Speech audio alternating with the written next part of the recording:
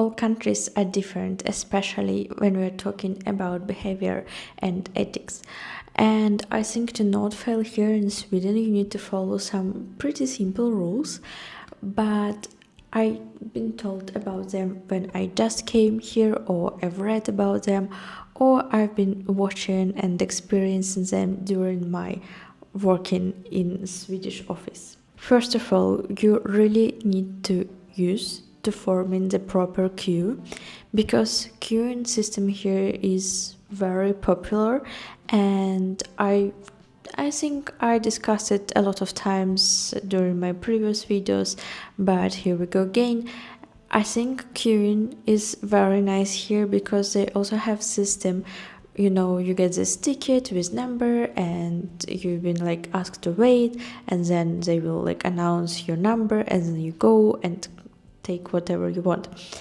For instance, this system works very nicely in banks and when you want to have your delivery in PostNord, for instance.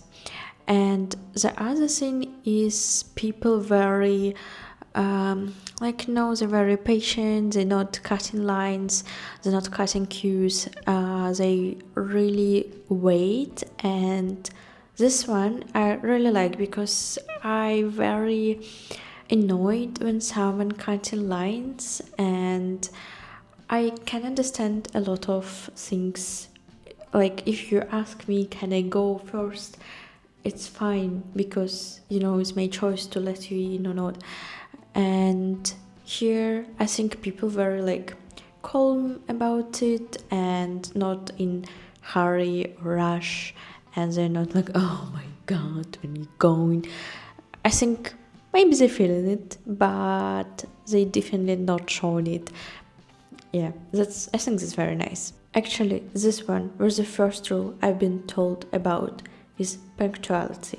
If you have meeting with Swede and you need like to be really in time, on time. I'm really mixing these English words, but like don't be late and don't come too early. I also read some stories about how people come in earlier and like 20 or 10 minutes before, and they're just walking around to not bother you coming like too early.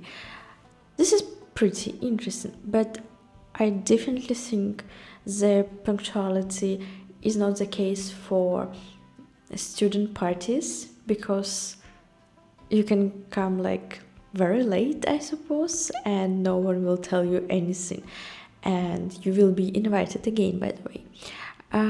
So everyone expects you to be like when you feel comfortable, whatever.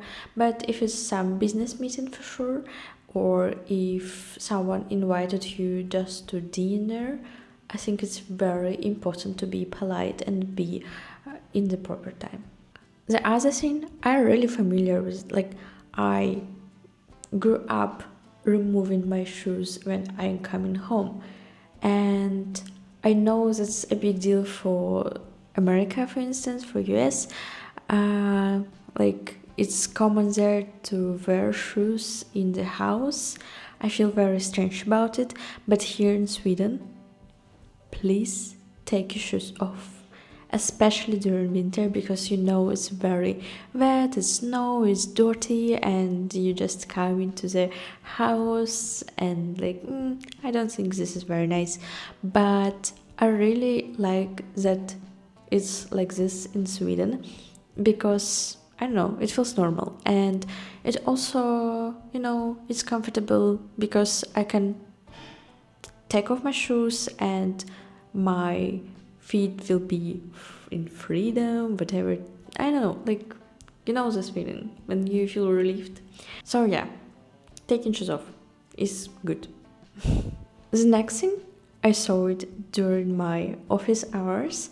For instance, we have fika, or we have some party or breakfast in the office, and I see how Swedish people hesitating to come first to take something. They're waiting for others, because I'm working in the office where a lot of foreigners, and like it's normal to not like break this first very awkward moment, like, oh, should I go there or not? And they're really seeing it, like they letting us foreigners, expats, to go first. And the other thing is also about this order, some kind of, that the last bite is so big deal. Like you will have a lot of discussions about this last bite of something. For instance, we had cake for fika, and the last bite is here, like the last piece of the cake, and it will be discussion. Do you want this? Please take this one. Is the last one. Oh no, thank you. Like it's yours. And then people usually cut it in half, and everyone is happy about it. That's cute. I really like it. I think I also grew up in the system like this, when you need to like ask questions if anyone else want to do it.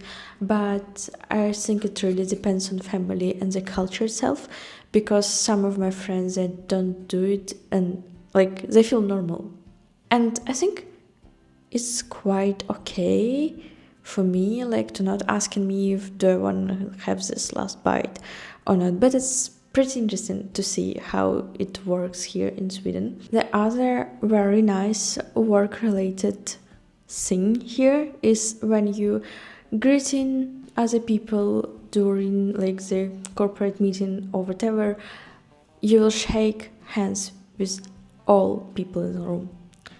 I mean, not only men, but women as well, because I know for some countries and for some cultures it's not common, and here it's like, it's super common. It's like not a big deal. So I think shaking hands with all people is part of gender equality, and I really like it, and I think it should be okay for all countries and cultures, and I feel really nice about it, because it wasn't pretty common like in offices when I worked before, and you usually like standing and smiling, where like men shaking hands, this is like the big deal for them.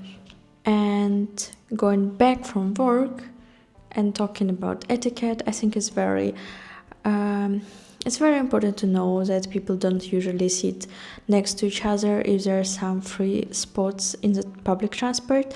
For instance, we're not talking about rush hours, or I don't know, like when all people commuting to work or back from work. I think just like, I don't know, you're going for lunch and you taking a tram, and you will usually not sit with other people you don't know. And I also, by the way, saw it during my trips with colleagues to some places. I don't know, like we rented a bus and everyone sitting like alone. This is like pretty interesting. It's not common for me. But yeah, and you will see the same way in public transport, and I think people usually like very surprised if there are like some free spaces and you're not sitting there, you're sitting next to the person. They'll be like, okay. So this is the things you need to know about it, and I love them. That's very cool, and you need to know them and try to follow them. So yeah, thank you for watching, and if you're interested in Sweden, I also have the video about 10 things I love here. Thank you, puss puss.